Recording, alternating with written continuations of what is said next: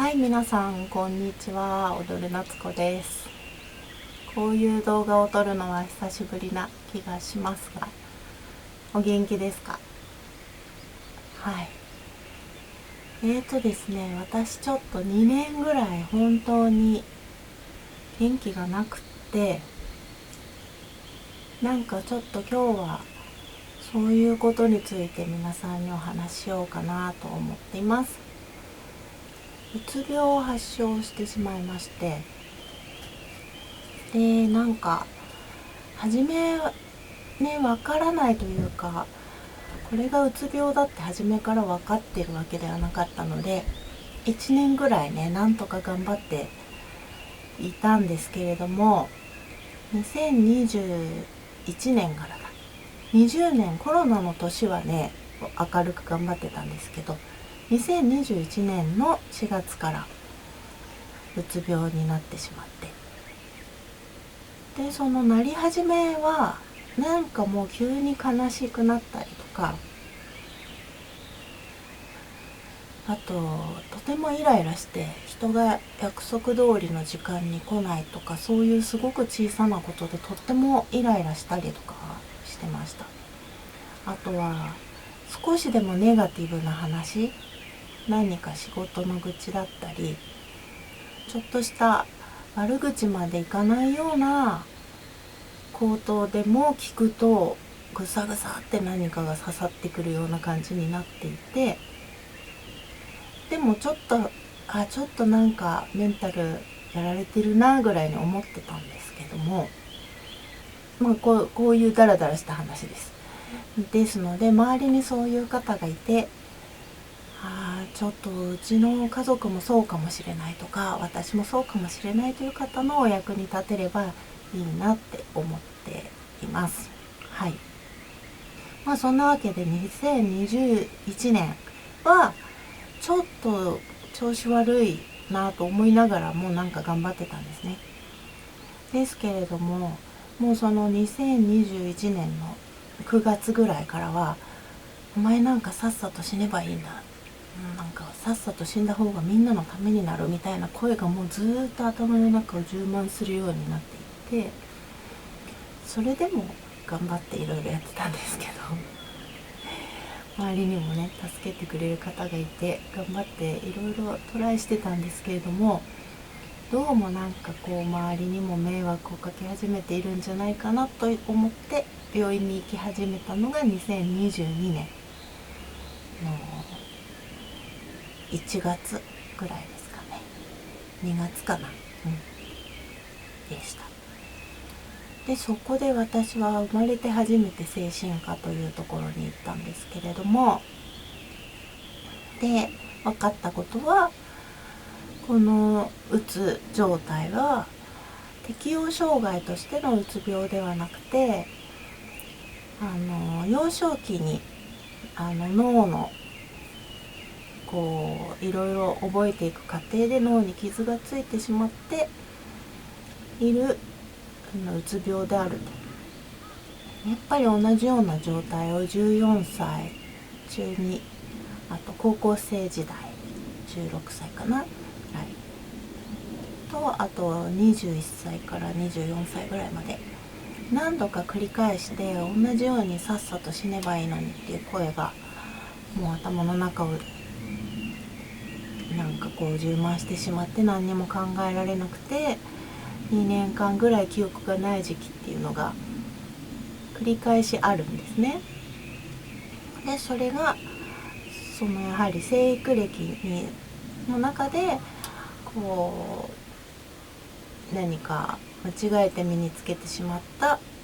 ストレスとかによって脳がそういうふうにもう間違った動きをしてしまうという状態を繰り返してなるのがうつ病らしいんです。というのを初診の時に先生が説明してくださって、で私の中にちょっと西洋薬薬を飲むことへの拒否感があったので、しばらくは本当に一番軽い抗不安薬、不安でしょうがない状態だったので、その抗不安薬だけ飲んでじゃあ様子を見ようって言って診察に受けることにしました。でその後カウンセリングも受けることにして、その自分の心の中がどういう状態で何が起きてしまっているのか、そして私は何をこう修復しないといけないのかっていうのを始めたんですけれども、またねその後2022年ちょっとショックな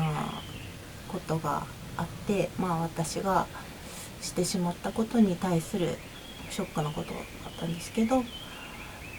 それによってなんか本当に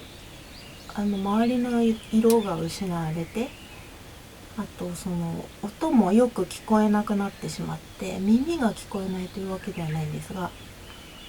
何かこうちゃんと心に届かないモヤモヤした感じになってしまったんですね。でそれでもいろいろ元気を出してというか、私がやらなければいけないことっていうのをちゃんとやろうと思ってこうやっていたらですね今度は全身が痛くなってしまって、肩、首、腰あたりがバキバキしてたんですが、知らんぷりしていろいろやってたら、今度右手が動かなくなって、何も握れなくなってしまって、初めテニスエルボーだと思ったんですよ。テニスエルボーっていうのはなんかこういう握る動作がしづらくなる、ここの肘のところが痛くなるものなんですけど、右手やっぱり利き手はよく使っちゃうのでかと思ったんですが、何をやってても治らなくて、でそのうち腰痛になって起き上がれなくなってしまったんですね。それが2022年の夏ぐらいです。でなので精神科とカウンセリングに行きながらハリキューにも行くことにして、でそこでやっぱりいろいろ今までに受けてきた言葉の暴力、言葉による暴力も本当はいてっていう感じで心に傷がついてるんだけど、そういうものをこう押し隠してきてしまったために、そういう傷が今全部痛みとして出てるんだろうみたいな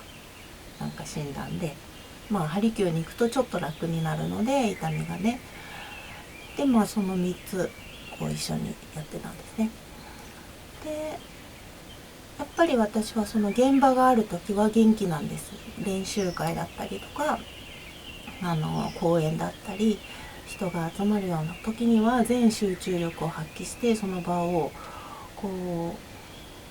ちゃんとやりたいっていう気持ちが、そこでこそ私は生かされてるっていう気持ちがあって、その時は元気なので、その時人と会ってても全然多分普通に見えてたと思うんですけれども、そうじゃない時、家にいる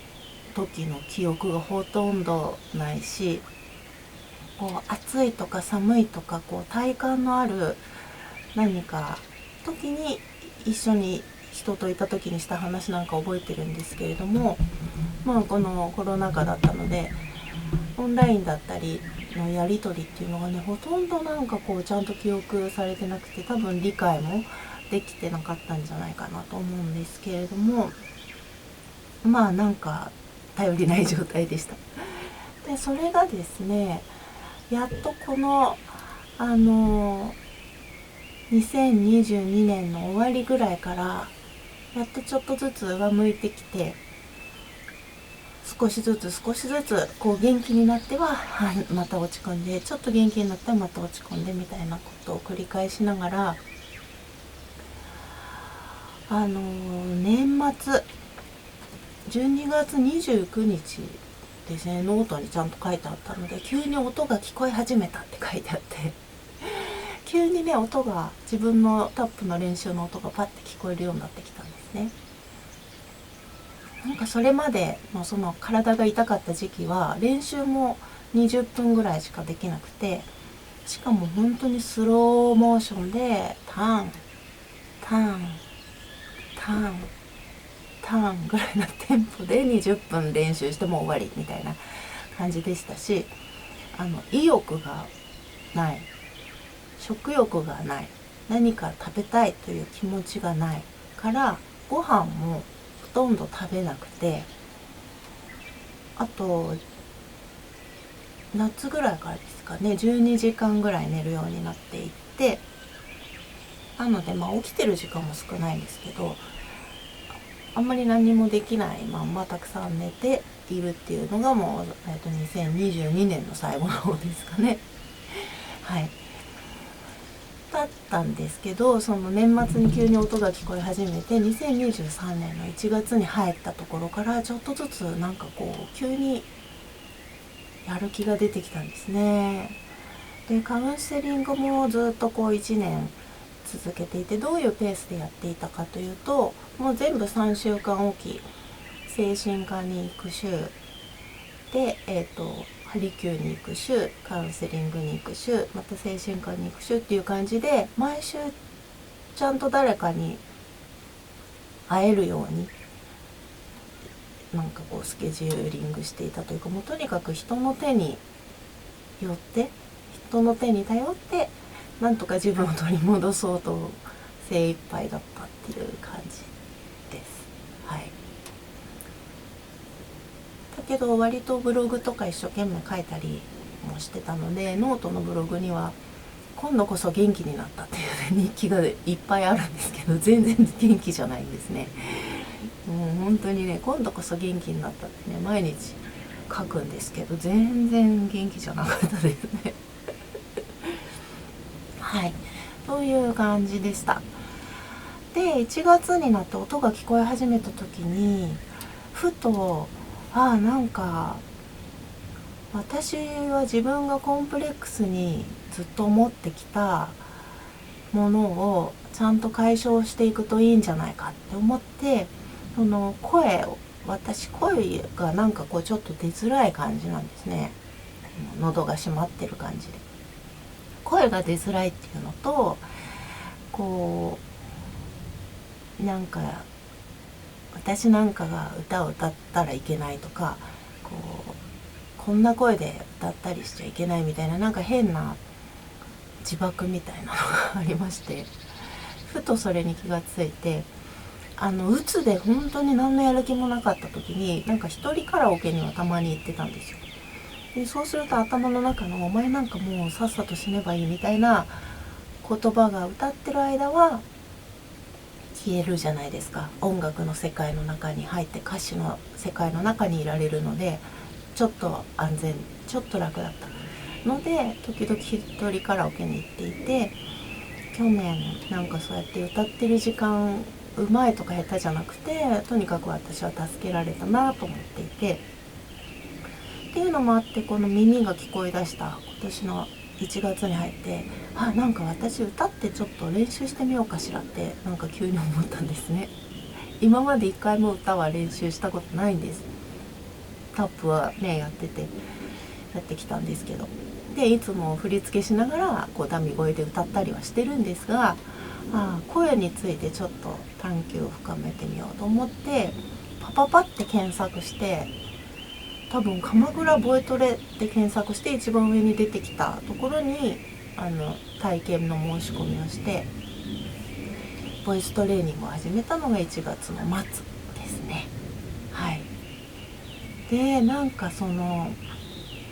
やっぱりなんで自分の声を好きじゃなかったりしたのかっていうのもやっぱりうつと関係があって、私が自分の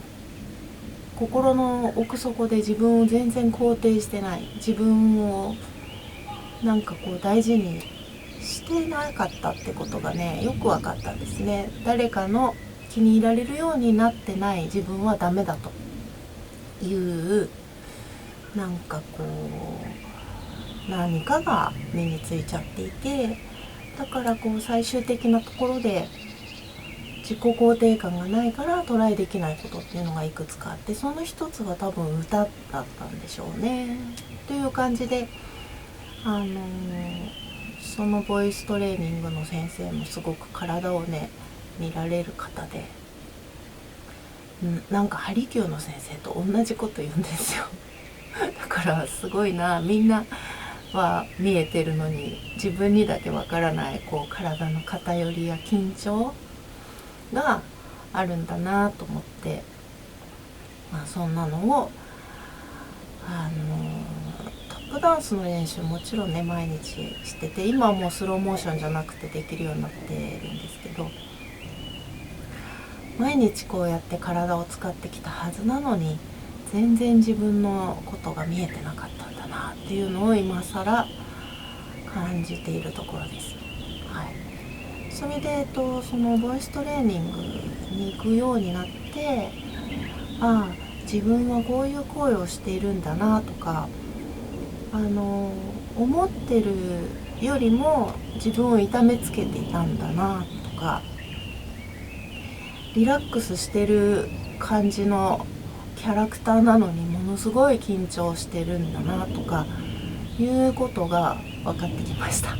い、でそれらが全てそのうつの状態を引き起こしてる根っこと同じものなので、これは大変興味深いなと思ってボイストレーニングに行っています。何でしょう、精神の状態、自分の考え方とかっていうのは自分で見ることができないんですけれども、自分の声っていうのは録音して聞くことができるんですね。なので緊張がなければこういう声なんだなとか、少し客観的に見ることができます。で踊りはね、もう多分なんか日々のものになりすぎちゃっていて、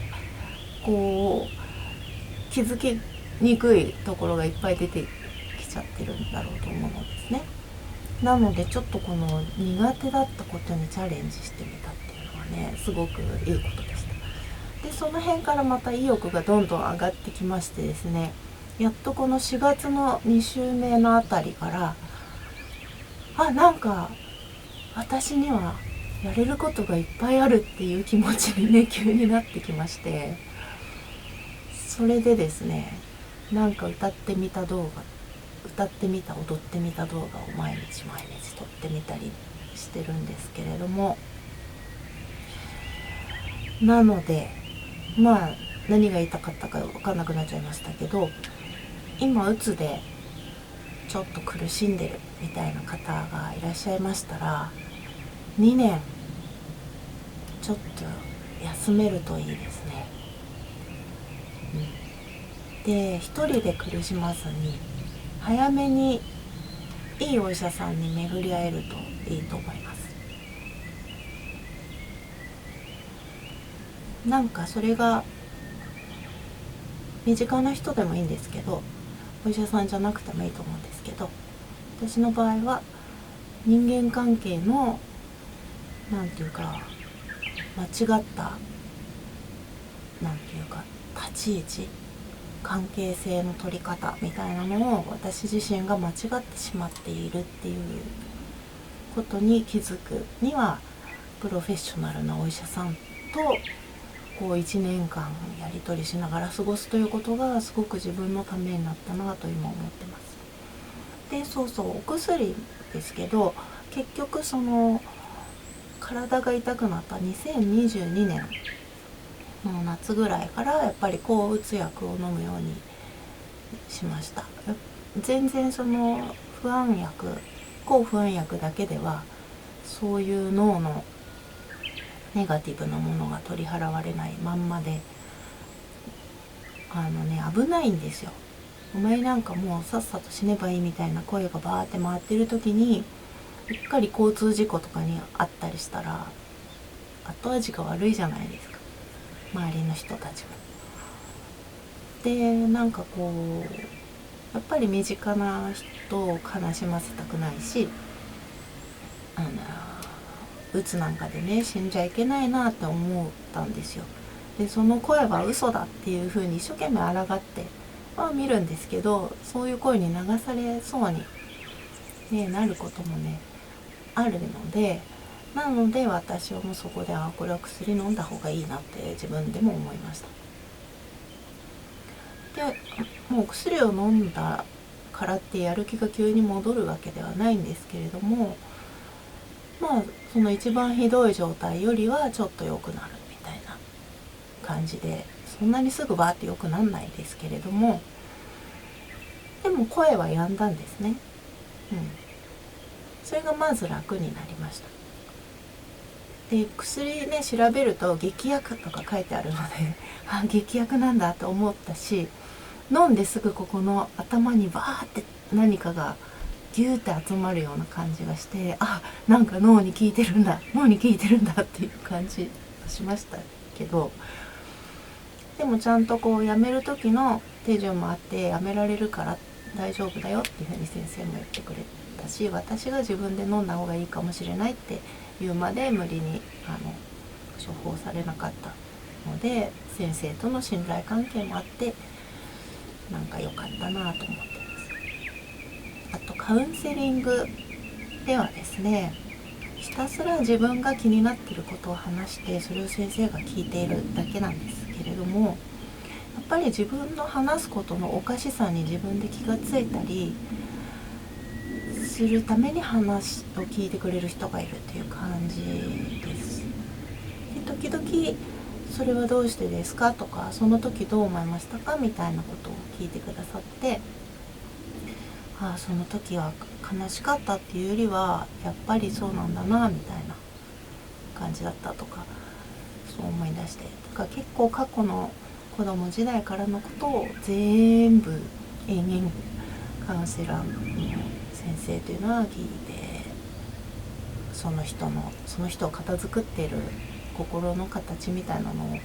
見てくださってるんですね。でハリキューも今ちょっと体の痛みが減ってきたので、間が少し長くなってますけれども、まだなんかこの肩や首のところの緊張でカチカチになったりとかしてしまうので、時々ハリキューにも行ってますね。こんなにこう柔軟とかして体も柔らかいはずが分かりませんね。はい、ということでね、ちょっと周りにうつ病の人がそんなにねいないかもしれませんけれども、私の体験がどなたかのお役に立てればなと思いました。はい、回復のね過程なんかも今後話していければなと思います。この地域ではこれ5時の鐘なんですけど、5時の鐘が鳴っているところです。はい、なんかそうですね。でそのうつの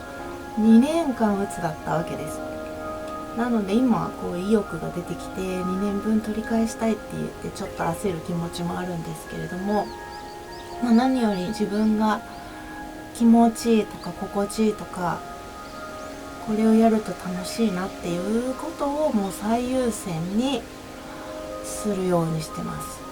なんか小さなことだけど、服とかももう全部なんか絹になっちゃったんです。その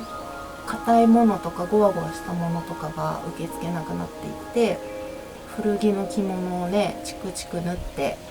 洋服にして、寝巻きとかもほとんど全部絹になってますけど、そういう体に触れるもの、食べるもの全部ねちょっと自分を大事にするっていうのをもう一回初めから見直そうかなと、そんな2年間だった気がします。ということでうつがね治ったところでコロナも明けたというか、皆さんの日常が戻ってきてるようなので、いろいろ踊りに行ったり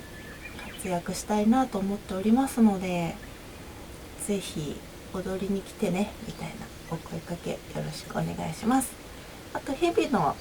練習風景は無垢材タップチャンネルで最近夕方か朝に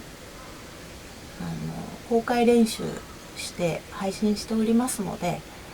どんぐらい元気なのかなとかを思いましたら、そちら覗いてみてください。はい、ということでこのチャンネルもねいずれ収益化できたらいいなと思っておりますので、チャンネル登録とご視聴とどうぞよろしくお願いします。はい、今日はこんな感じです。踊る夏子でした。これからもよろしくお願いします。